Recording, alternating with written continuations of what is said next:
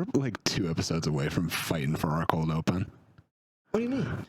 Like, we're gonna fist fight for a cold open. No, we're not. I was yelling at you when I got, like, we're lucky on mic we're cooled down. You're way too soft for that.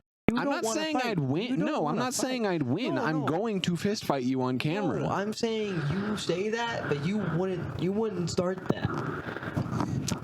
I didn't say I would start that either. You think I'm gonna start that? I think I'm going to say something to piss you off enough. You're gonna rage bait me so hard that I'm gonna swing, and then we're gonna go, still have to shoot the pod. And we're gonna imagine us fighting, setting the cameras up in that ball of smoke.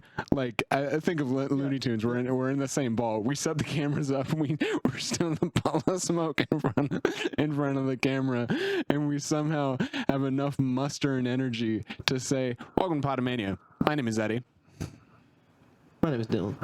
This is a weekly wrestling podcast. Most of the time, what do we cover here, Dylan? We cover AEW, WWE, Ring of Honor. Whatever we feel like. Whatever the fans feel like. Usually it's SmackDown to Dynamite. We're recording on a Tuesday, so we're not covering Dynamite this week. We are covering All Out and a little bit of Wrestlepalooza. Just because, was it WWE's worst pay-per-view ever? Yes. Yeah. ESPN, the promoter that put the event on, gave its own show a C. Yeah, insane and deserved. Like, isn't that crazy to think about? It's almost as deserved as us, as you following the damn podcast. Before we get too ahead of ourselves, follow the damn podcast at Pod-A-Mania Pod _AWL3 and at Bozo Dills. You can listen to us on Spotify and Apple Podcasts in your cars, at the gym. What? Where else can they listen to us? In their AirPods while they hoop. Really? Yeah. Yeah, I would never do that, but somebody can. Somebody can. Somebody way less talented than you on the court can. They can't go. They're not all in. They're not all in. But we're all out. But before that, like, comment, subscribe. And in the comments, do I look like Ricochet now? Am I bald? Does he know a thing or two about stupid haircuts? Am I bald? Let us know. Yeah, WWE gave their own, ESPN gave their own pay-per-view a C, bro. And it's well deserved. This is about as much we're going to cover WWE this week. It's well deserved. There was one, because the pay-per-view sucked. There was one match, maybe 1.5 matches worth a damn. Stephanie Io was amazing, and I can't believe it was on that. And then the mixed tag match. Yep, exactly. Those were the 2 matches that were like worth a damn. I mean, understandable when the tag match is gonna have Tyson Kidd. Yeah, Tyson Kidd, the producer of it.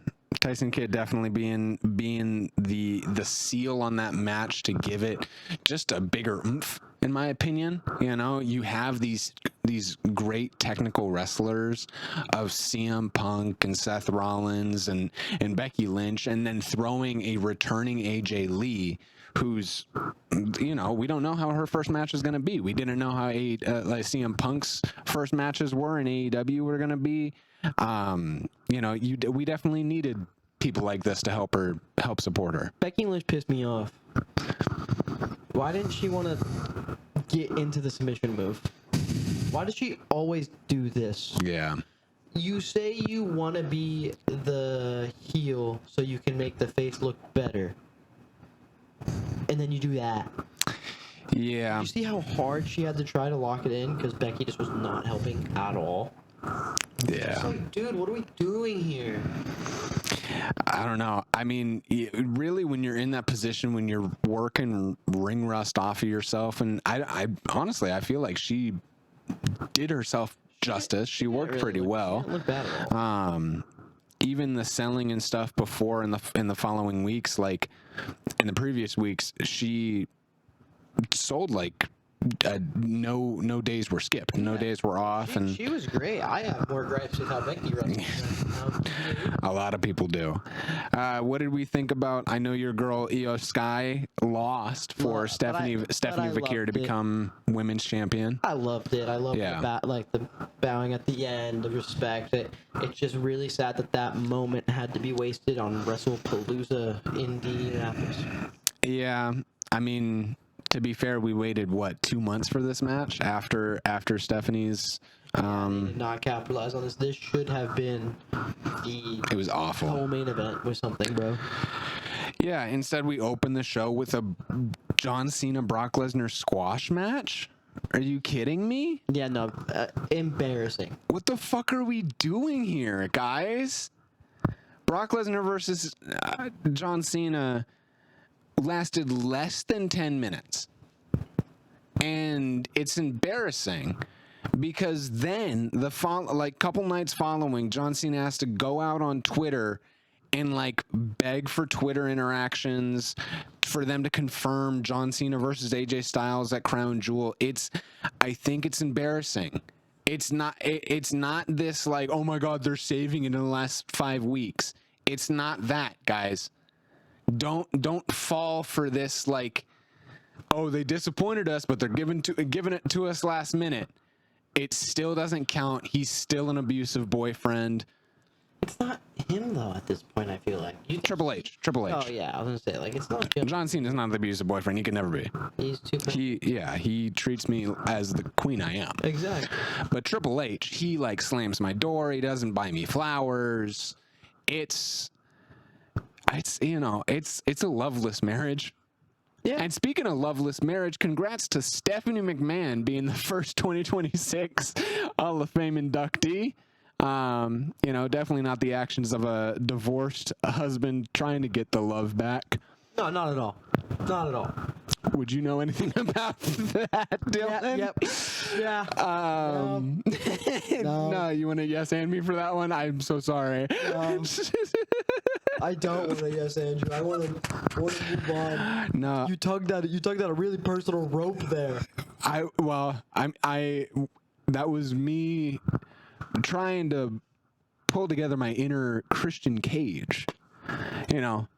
I would be your father. But your father's dead. But your father's dead.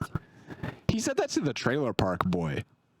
He said that to the Green Bastard before his match. He wanted to talk shit on the Green Bastard's husband. His husband? Father?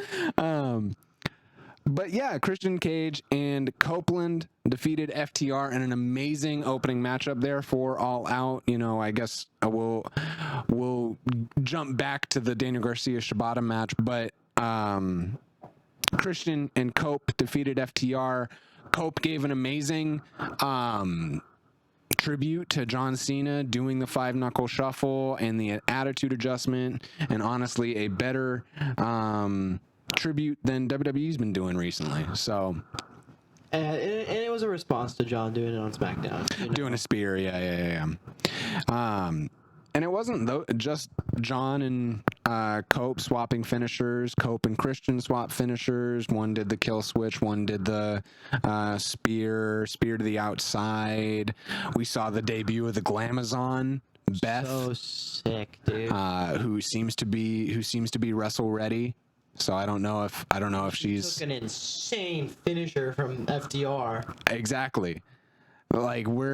We saw a crazy return there. We'll see if we ever do get that Big Stoke versus Glamazon match. That'd be sick. Imagine. That's just the craziest shit. Cope, I told you that one of my biggest struggle in life is I get no hoes. Now I'm in a one-on-one match with your hoe. Oh shit. Oh, and he's still bald. Yeah. Just like me. You got a dude. There's a mosquito on your elbow. I need it. You got I need your elbow. There's a mosquito. Got it. You got a Copeland haircut going on. Yeah, I do. He doesn't quite have an even buzz cut. When you told me you were getting a haircut today, I thought you were getting a bit better of a I was supposed to get a fake. Clean up. I didn't go. I told you it got canceled. Oh, I thought you said it rescheduled earlier on in the day. No, he rescheduled as in like he had to take his daughter to the doctor. What a fucking asshole. I texted him, hey man, family first, man. Yeah, family first. Not when my family's the Death Riders, and Daniel Garcia has to take on Shibata for the third time. And now my bald father and his pissed off stepmom Marina Schaefer is in my corner. He did end up getting the victory. And my father later has a coffin match. Yeah. There's a lot going on in that family. A lot of family drama. This is the family drama episode. Yep. Welcome to my childhood. But Daniel Garcia, let's zip back to the pre-show match here. Daniel Garcia versus Shibata. What do we think of this match? Daniel Garcia is awesome.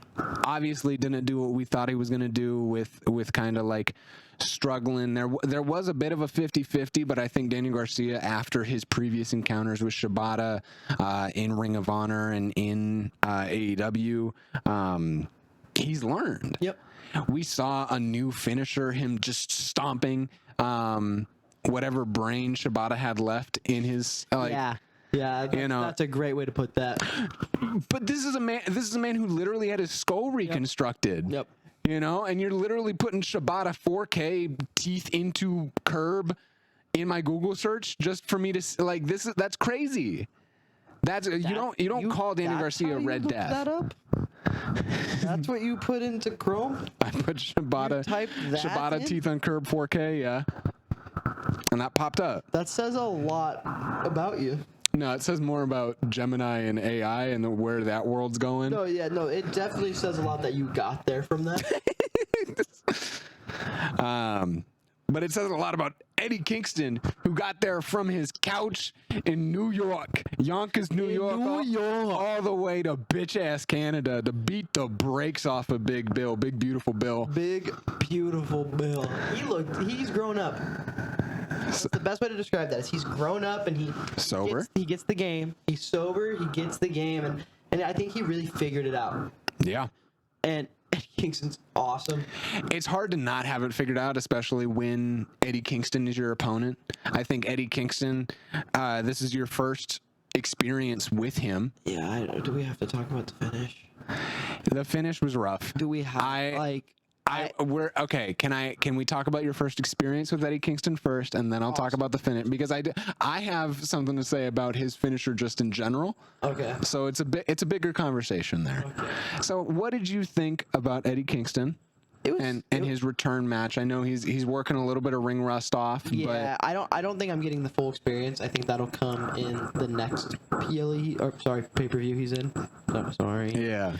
Sorry. But I think in the next pay-per-view he's in, I think I'll really see the no ring rust, like ready to go off the couch. Mm-hmm. You know, Eddie Kingston for sure with this one-on-one match, getting just his feet wet as he resumes wrestling after over 500 days on the bench. A leg injury is no joke to get back from. Well, yeah, I broke my leg. I get it, dude. And he, seeing him stomp, I that was the only tweet I made about wrestling the entire weekend. I said, the feeling's back, because it was. Hearing the world is cold, better bundle up. Said the world is cold, better bundle up. Yeah, it's crazy. Yeah. My New York cheeseball's back, Dylan, and I fucking love that. But I don't love his finisher. I never have. I never loved the spinning backfist. I was pissed when Jericho took it. This isn't just an Eddie Kingston thing, so don't just... I'm a big fan of my New York cheeseball, but he needs a better finish. Dude, he whiffed. He whiffed so bad. I don't And then, here's the thing. Buy in and pick him up again and do it right. Yeah. Why leave it on the first one? Yeah, it's like... Because, that's something. I guess it's to not bury Big Bill in a sense. It's not to bury Big Bill, but I think it's something that WWE is also guilty of, where it's like, why isn't one enough? He missed. Yeah. That's why. And then he can come out next week on Dynamite and go, had the ring rust. get the pop laugh from the crowd to get everyone to love him still. Like, yeah. He could have easily played, I got the ring rust, man. It was my first time 500 days. And he still could. But you get what I'm saying? We're recording early. But instead of saying it and picking him back up and hitting him, he just missed and then still finished the match. I've never liked the spinning back fist as a move. I think I know it's a devotion, a tribute to like New Japan and All Japan, Kawada Masawa. I don't hate it. Tala Tonga. That's crazy. But what? Tala Tonga's a New Japan legend, and you know it. Yeah, dude, Tala Tonga. I'm not dead naming him. Yeah. Okay. I'm saying what he identifies as. If you have an issue with it, take it up with a lawyer. Yeah, you're gonna say JC Mateo too, huh? Other New Japan list. No, say it. Jeff Cobb was the New Japan legend. Oh, see, there we go. It wasn't. JC Mateo has only been on Monday Night Raw. And Tala Tonga has only been on Monday Night Raw. But you can't say his other name. But it's just past life regression, you know. Okay. We all live the same life together, and we're all So you're one. okay with saying Jeff Cobb, but because you can't pronounce his other name, you're gonna say Tala Tonga. I don't want to get made fun of in the comments. There we go. See, is it hard to be honest? Yeah. Okay. As a man, yeah. Yeah, that makes sense. Or like a thing we should unpack on a second app or like the bonus episode. We don't have time to unpack all of that. We do have time to unpack the tables and tacks match for between MJF and Mark Briscoe. MJF's been working like a dog these last couple weeks. No breaks from his wedding. He had the CMLL match against Mystico the night before. He was literally, I think he had like literally, you're telling me how long of a day you had today. I think that MJF has an argument there. That's insane. Just like, it was so gruesome. Yeah, pouring 5 buckets of tacks out into the ring. And just saying, let's do it. And bumping on him. Taking Andre like body slams and just leg drops and J drillers and tables. Shoving his face into it. Yeah. MJF had his period. Sticking tacks into the back of a bald man's head is only something I would fear unlocked. Only something I would wish upon Ricochet. Yeah. My least favorite bald man. And Mark Briscoe's not bald either. He does have that mohawk, but Mark Briscoe's my favorite guy with no front teeth.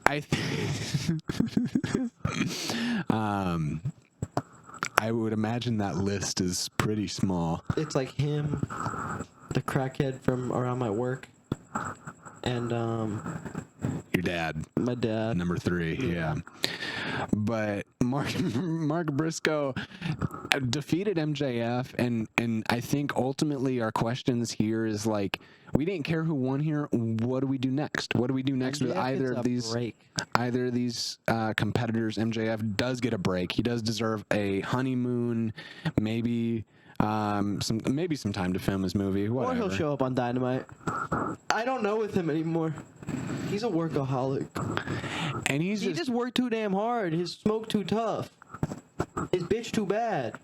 Shout out Alicia Atout Friedman. Recently Friedman. Congrats. Congratulations. But Mark Briscoe, after winning this match, finally like getting. What do you do with him? Getting a victory over a former AEW world champ like MJF. I think for a lot of us, we're expecting a Mick Foley like AEW win here, and I think that's very possible. I've seen some talk about him going for the TNT Championship. That was discussed. Yeah, I saw that by Simon Miller. And I don't hate it. I don't hate it at all, because Kyle Fletcher, we will talk about in a little bit, showed that he deserves to be the last match of the night. Mm-hmm. And I don't think he's going to hold that TNT Championship for much longer for a good reason. Because he'll hold the world title. Yes, I think he will drop the TNT Championship in a wacky way. It won't be anything strong. And then I think he might end up being the one to end Adam Page's run in a couple months. I'm not saying I think they're going to do a program. Hangman Adam Page will face someone else in between and get a win. And then Kyle Fletcher will take it. I will say that there's like, but that's the thing about AEW. For that to happen, and I think a world championship win for Mark Briscoe counts so much more over a Kyle Fletcher. But face versus face doesn't feel as good. Kyle Fletcher would be playing the heel in that match for sure. No, you're saying Briscoe beating Fletcher doesn't feel as important. No, it feels way more important than him versus Adam Page. That's what I'm saying. In my opinion. I agree. I didn't even think about that possibility. Think about Kyle Fletcher winning the AEW championship, and then Briscoe Briscoe beats Page, and they do a face, because you can do a face versus face thing when it's that. Yeah. You know what I mean? So you have Briscoe beat him, and it's like, oh, whoa, wait, Briscoe is kind of unbelievable. He might have to go take this thing from Kyle Fletcher. Yeah. And I think that match would be awesome. I think Briscoe just deserves something. He deserves a TNT title. He deserves a world title, even the unified title. Having him go up against why can't he be the one to take the TNT title from Kyle Fletcher? Kyle Fletcher then goes on his attempt at the AEW championship. Right? Like, it's not as big of a moment, right? Yeah, because it's not the AEW World Championship, but it's still a title. It's keeping the momentum, and it's something that, like, they failed to do with, like, a Daniel Garcia in that moment. They definitely did wait to pull the trigger on that title run. And I hope they don't wait here. I would rather it be a TNT title than no title. Yeah. In a surprise victory as well, the demand of Ricochet and the Gates of Agony, that's their tag team name, Fire, defeated the Hurt Syndicate. I love this decision because you're not gonna have Ricochet start a new group and lose their first match. Yeah, lose their first big match, their first big opportunity, and the Hurt Syndicate kind of get to play this war on a downslide. Yeah. Right, where they lost the championships. They lost their white boy. They lost their white boy. They lost their white boy. They lost their titles. And then they just lost to the worst bald. I mean, that just warns you as to where it was best bald versus worst bald. That just warns you, Matt and Devin, where things could end up for you if you ever get rid of this guy. You know, they lost their white boy. You guys lose him. Don't lose your white boys. Don't lose your white boys. We rock with Mark because Mark rocking with us. Oops, all white boys. Yeah, it's just a domino effect, and you know, the bad bald guy did end up having the victory over the good bald guy, and yeah, I just like. It was a surprising decision. I'm glad that Ricochet's new team ended up taking the victory here, and I'm interested to see where the Hurt Syndicate goes. I think that's the big thing about the Hurt Syndicate, where it's like, yes, the idea is cover them all in gold, but how do you get there? I think that's a big worry when it comes down to having a bunch of gangs. Yeah, that was your first comment when we started watching AEW. Is like everybody has their gang. Everyone has their gang, has their crew. Everybody reps their set. You know, there are, and I think when people envision people's gangs, they envision them covered in gold. The Hurt Business / Syndicate, the Bloodlines, having that tag team covered with the tag team belts, that individual, that superstar, you know what I mean? But I think a new team like this Ricochet team coming in allows for maybe a team that really doesn't have that, like a great connection, but is a team fighting in this area of threes to get out. Yeah, well, AEW does have the 6-man division. It does help with that gang debate. Yeah. I'm just saying in the context of also the Hurt Syndicate, that like they're not necessarily covered in gold. Mm-hmm. So I would be curious on what their story is. You know, I've been curious on what their story is. Like, Okay, they lost their whiteboy. They're losing things. How do we get back things up? And I know that there's been mention of like bringing younger people into the group. That's what I'm hoping it is. I'm hoping they bring someone in that helps bring them back up. But also, you can. How low can you take them? Yeah. You know what I mean? I mean, you paired them with MJF. Maybe pair them with Blake Christian if you want to pair them like even lower. Awesome. You know, what if they're paired with the Swirl and they only grab Lee Johnson? Yeah, and they have to get to get Lee Johnson. They have to team with Blake Christian. Yes. Where it's just like, wait. Yeah, I guess we have to. That's what their conversation is like. They're like, we really want Lee Johnson. I'm vanilla, baby. Yeah. And Lee Johnson's like, I have to bring my wife. You lost yours. I'm not gonna lose mine. My emotional support white boy. Yeah. Yeah. He's here to be my therapist when I need it. He really helped me think things through. He really got a level head about it, and then like his mama baked me cookies with raisins in it, but I don't get mad at his mama about it. His mom's so like nice, you know. Yeah. Kind of like Riho, who ended up losing her matchup against Mercedes Mone. Oh man, I'm so how surprising! Yeah.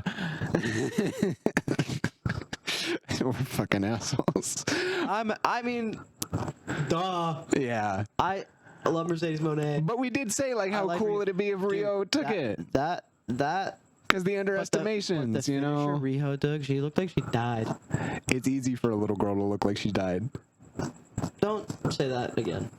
I've been on Live Link before. I'm sorry. Don't say that again. I don't. Nope. Mercedes Mone absolutely killed it out there. Yeah, it was posted on Live Leaks. That's what you're. It was posted on Daily Motion, at least. It was posted on WatchWrestling.24 or something, allegedly. I don't know. I know nothing of those websites. Use a VPN, Stephanie McMahon said. Hall of Famer Stephanie McMahon said. But Mercedes Mone, obviously, this is a Mercedes Mone match. You have two amazing wrestlers there. Great. I mean, selling. The match is great. It's just the finish. You're just like, yeah, no, we were gonna get here, and that's fine. They did great. They're awesome. Mercedes Mone is always an amazing watch. And now it was one of my first Riho matches. I've seen a little bit. Yeah, and now Riho goes back into her cryogenic chamber. Yeah. I saw a question that was like, okay, honest question, who's AEW's Roman Reigns? And somebody was like, it's Riho. Yeah. She has a match and then she goes to sleep for 6 months. Mm-hmm. So she deserves it. She does. She's just a girl. But there's no rest for the wicked. That's why Jon Moxley ended up defeating Darby Allin in this coffin match. Well, that's not why. Because you heard of this guy? His name's Pac. Pac, you got a haircut? Yeah, I like your cut, G. Yeah. He actually does have a sick haircut. He does look I like. didn't recognize him at first. He does look like Timothy from Narnia. Mm-hmm. You know who I'm talking about? The half goat guy. You know his hair. He needed the cut. I didn't recognize him. It took me a couple. Also, him in street clothes, a little weird. I didn't. You may have not recognized him because of haircut. I recognized him because he wasn't naked. Yeah. Weird. Usually he shows off that fucking insane chest, 12-pack chest. Abs like nuts. Jesus. Man's built like an isosceles triangle. He has corn on the cob on his tummy.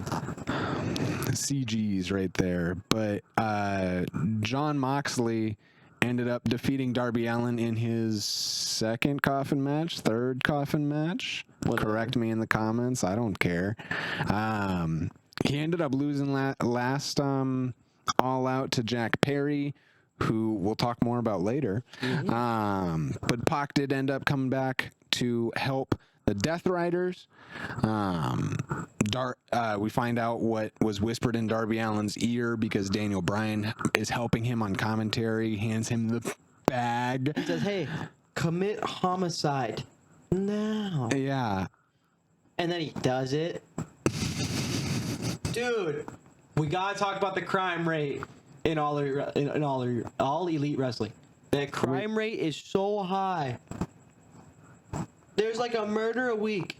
And then you can add 10 more because after the match, Jon Moxley's giving a promo And Darby Allin sets him on fire.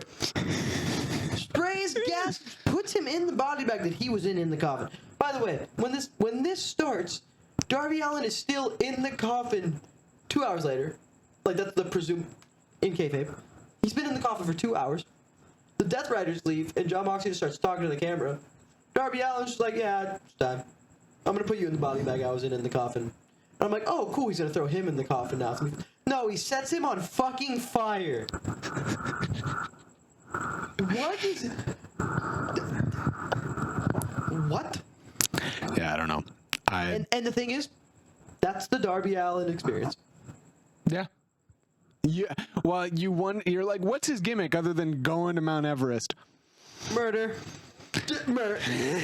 This clip's gonna do bad because I'm saying it as much as I am. Committing felonies. Unaliving people. He does not like when people breathe. Sometimes I don't, but not in like a homicidal way, and more in like a sensory or being annoying way. It's just crazy to me that. Imagine being that's your coworker too. He's not getting fired for that. People are getting fired for a lot less. Right. Like, it's insane. And the thing is also, how does that conversation go? Hey, Tony, I got a crazy idea. Tony. Yeah. Hey, Tone. Anthony. You think I can set Jon Moxley on fire? What? Habibi Khan. You're playing him in this one. Can I set Jon Moxley on fire? What? So I'm going to lose the coffin match, right? Yeah. I'm going to be like in a body bag? Yeah. So if I'm going to be in a body bag, what if like after the match, he's like giving a promo backstage, and I put him in the body bag again? That sounds like a safety issue, Darby. I don't know if we can... I'm already in a body bag. He can fit in one too. But like, I'm not worried about him in a body bag. What, you think Darby. he can't breathe in there? That's not the... You mentioned something about a flamethrower? No, not a flamethrower. You wanted to set... Yeah, okay, covered him in gasoline. That is a toxic fluid, Darby. I can use lighter fluid. Okay, again, this isn't like a rat poison. It's not human poison. Olive We oil. can have it. Yeah, okay. And then we'll put the olive oil in the gas canister. Mm-hmm. And how do we... No, and I'm going to dump it on Jon Moxley. Yes. Kind of waterboarding him at the same time. He can hold his breath. That's hard. Okay. Yeah. Okay. And then I'm going to get like a little spray can, and I'm going to spray it, and it's going to set the bag on fire. I don't know about that one. Hey, let's see what he thinks. John? Yeah, sure, fuck it. No. Fuck it. No, I'll be... Yeah. Hey, John, what do you think? No. He's cool with it, Tony. This doesn't feel right. It's like, dude, there's no way. How is that allowed? I mean, hey, for the sickos, man. All Out was for the sickos. You got your tables and tacks. You got your people getting set on fire. Yeah. If you had Live Leaks bookmarked as a kid, this was the pay-per-view for you. We also recommend therapy if you had Live Leak bookmarked as a Live Leak bookmarked as a kid. Is that your plug's website? That's my botanical garden blog. But I love when you post on there. When you just have a way with words.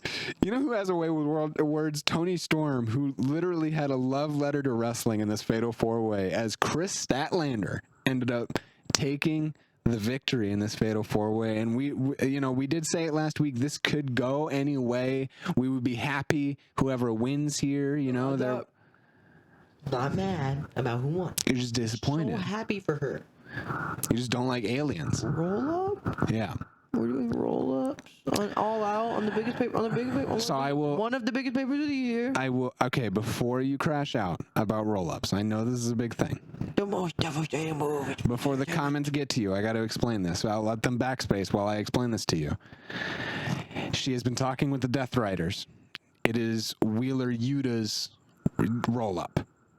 It is something she learned from Wheeler Yuta, who is her former friend, and she is rekindling that friendship now that she's hanging out with the criminals of AEW. Motherfuckers got their own roll up now. Well, yeah. All right, I'm in. All right, I get it. Not mad anymore. I'm just saying, roll-up victories are stupid. I agree. It's just storyline wise, it makes sense. Only the women's world championship. You know, it's just only the biggest championship on biggest women's championship. I'm sorry. And we think that match should end in a roll-up to progress a story of friendship with the AEW Women's Championship. I know the comments are gonna hate me for this one, and I get it. In my time watching, Death Riders have not. They've been dorky, yeah. Deserved to have a roll-up victory for the biggest women's championship on the program. I get that it progresses a story. It progresses a story that's not as big. I think your complaint there sparks from Toni Storm has held this title, elevated this title. We need her loss to mean something more. And in my opinion, this doesn't. It's really cool that Chris Statlander got hers. You know what I mean? Yes, for you, good on her. You deserve it. You've been AEW through and through. Mm-hmm. I get that. I feel like even if you're her, you're like, I want on a roll-up to progress a friendship angle of maybe joining the Death Riders. Yeah. Like that, you get what I'm saying? Like, the story, it's elevating. Just, why pin Toni Storm? Yeah. Why do we pin Toni Storm? Well, if Toni Storm lost the title not being pinned, that would have been a whole nother complaint that you would have had then. Yeah. If the roll-up happened to the other two competitors, you would have been mad. But do the roll. No, but I think also her losing to retain against Toni Storm. Toni Storm losing to Chris Statlander, the one woman that she's been like, Chris Statlander, what a woman. Yeah, no, it makes sense for that. She's infatuated by this alien woman. But also, like, I get that, and it's just have her beat someone else in the match clean. Yeah. And then Toni Storm gets her rematch, and you do that roll up on Toni Storm. Because then you can play up even more the what a woman thing, because she's like, I want to get my belt back. What a woman. Yeah. You know, and I don't like the way they did that.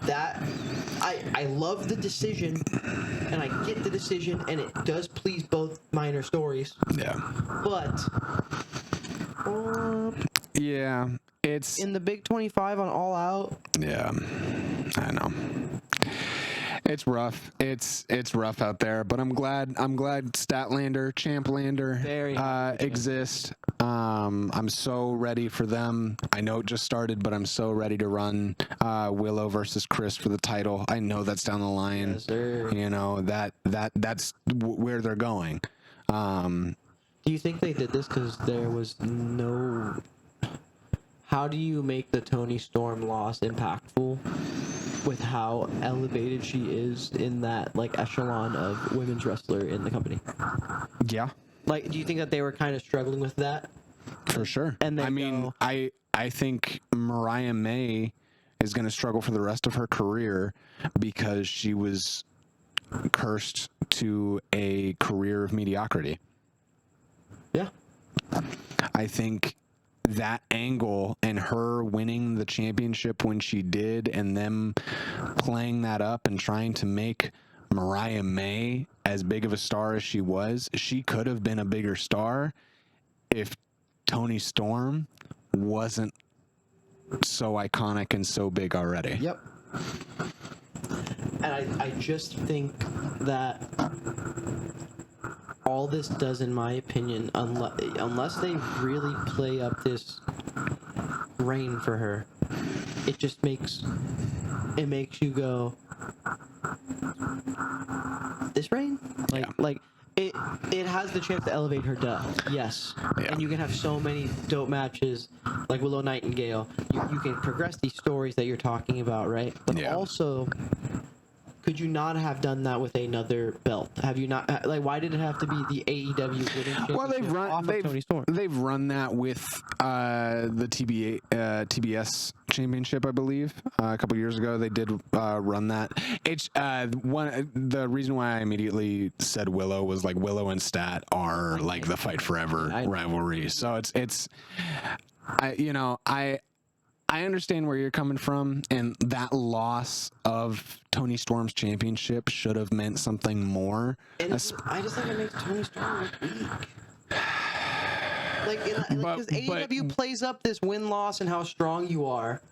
They play it up. I know, but now people are saying Toni Storm's going to descend into insanity, and people are saying, like, well, her going to Timeless was her descent into insanity. What does this mean now? Is it like Two-Face? Is it going to be Rookie again? What does this mean for Toni Storm and her character? Because we do realize the iconography of the Timeless gimmick. Timeless is just so good. And so how do you maintain, and I think this is a similar conversation that I said, how everybody has a gang, and how do you make them iconic and grand without championships? It's the same conversation. Because how do you make Toni Storm cool without a championship? Is what you're at, because you don't want her to look weak. You still want her to look strong and cool, but she doesn't have a championship. I think that's... Am I insane for saying I feel like in AEW championships carry so much more weight than in WWE? You're not insane. That's like the coldest take you've ever said on the show. I don't know. That's why I don't know. No, you're cold. Like, yeah. Okay. Because it's like, dude, I feel like in WWE, like, Roman Reigns doesn't have to have a belt, and you know shit's going to go down when he comes back. And, like, there's a lot of people in WWE, like, you have Randy Orton, Cena, etc., etc. The list goes on, AJ Styles, the list goes on. In AEW, it feels like if you don't have a title, and you're not MJF, now, like, Kyle Fletcher has a title, but, like, MJF, Briscoe, but only Briscoe was the underdog thing. Yeah. Like, those names, like, Kenny Omega, John Moxley doesn't have it. It's like, yeah, they don't have the number of guys. It feels like if you don't have a title, you don't matter. I feel like they're not as, like, I'm worried about that with Toni Storm. I'm worried. I don't think so, because it's not the same. It's my immediate retort, because you said Roman Reigns, and I think WWE's solution to this is taking them away. Yeah. Immediately. Yeah.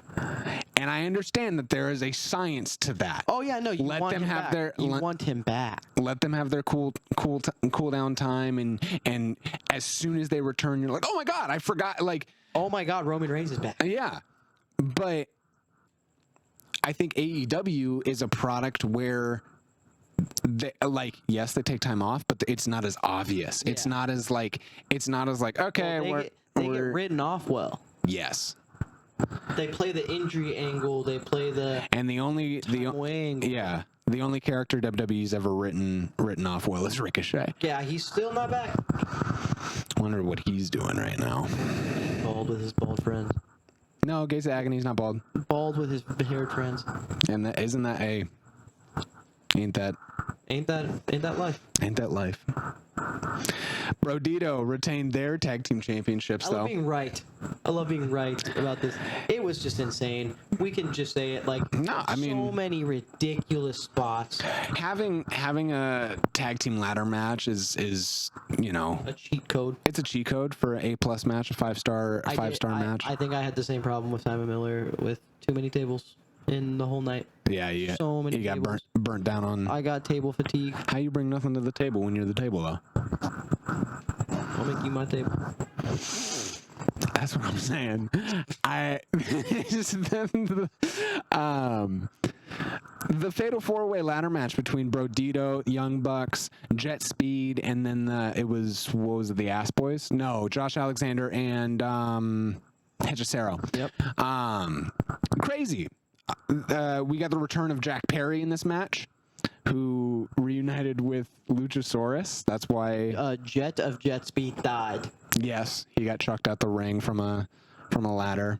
Was it through a table? Yeah. I mean, seeing Brodito retain and keep their tag team championships still.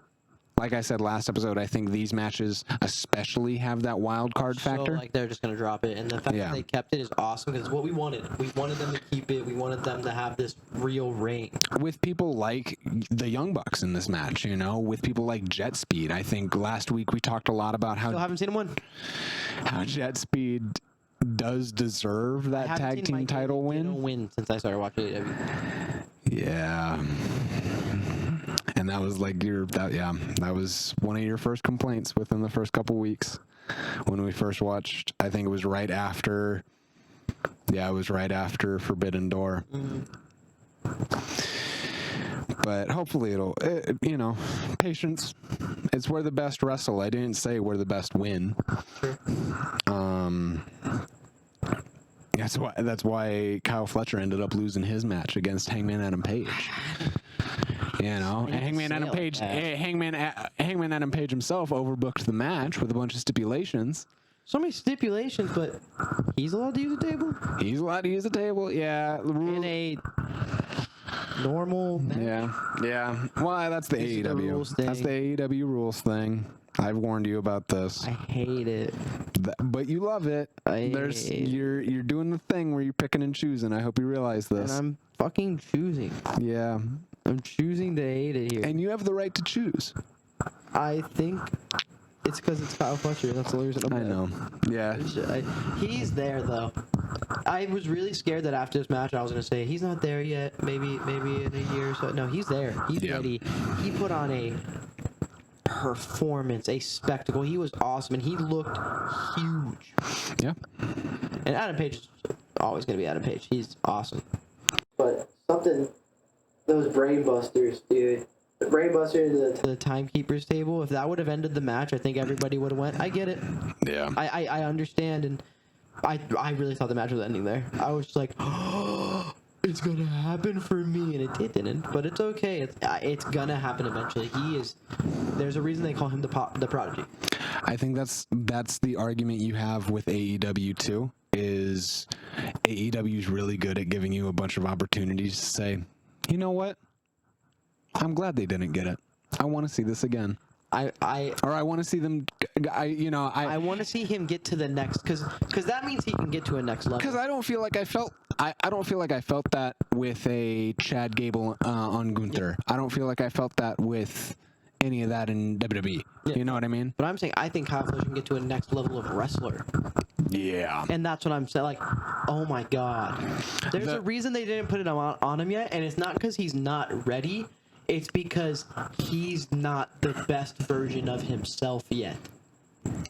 Just like me. Like there is a next level of wrestler in him, I think, that always is. He's gonna punch through that ceiling at some point, and the whole arena is either gonna hate him, MJF style, in a good way, or adore him.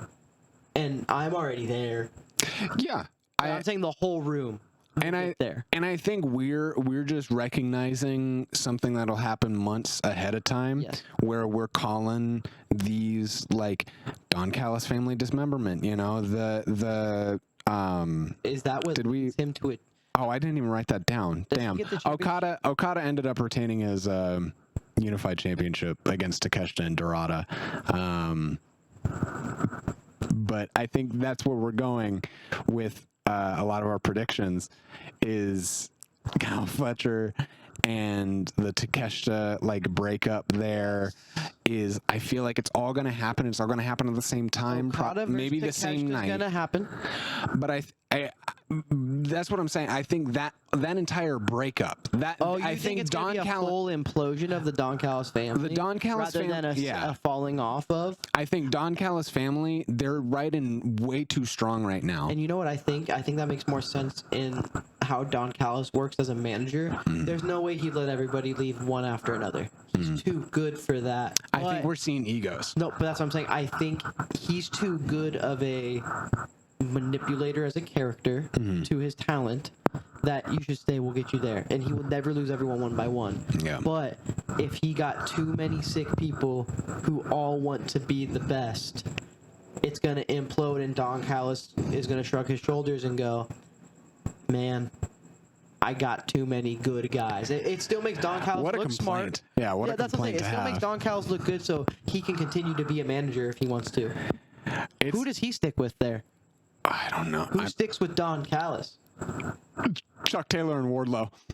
That's my immediate. Those are the two that need it immediately. I'm in because you keep them with the people that need a manager. Because there's always those wrestlers that need a manager. Takeshita and Okada don't need Don Callis anymore. Never did, really. Kyle Fletcher did. We can have that argument when I'm more Can we have the argument that it's like you could easily see this ego-driven breakup implosion happen with like the Vision too? You know, if Triple H was half as good of a booker as Tony Khan was. And then the thing is, like, I think putting these guys together and Kyle Fletcher becoming what he did now makes him have beef with Okada and Takeshita forever. Yeah. Because the Don Callis family is what put Kyle Fletcher on the map. I'm putting as many air quotes as I can, but in kayfabe, that is what's happening. Yeah. Right?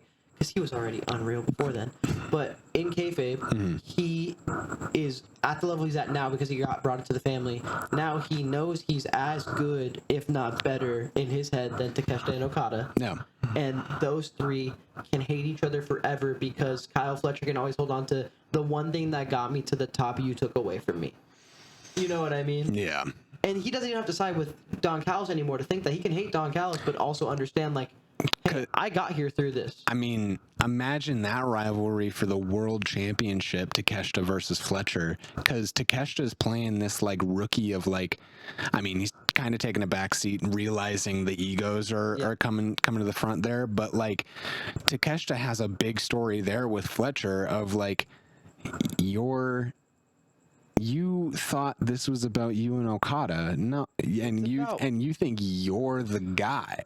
It's about me and you. I'm the guy. Exactly. I'm the alpha. I'm not your boyfriend. I'm the I'm the alpha. You know. Also, you have Fletcher Okada, dude. Yeah. Oh my god, I'm gonna. Cream. Man, that's gonna. 30 minutes shaking, quivering like a pig. Oh my god. Yeah. The fucking cricket's back. It's been back.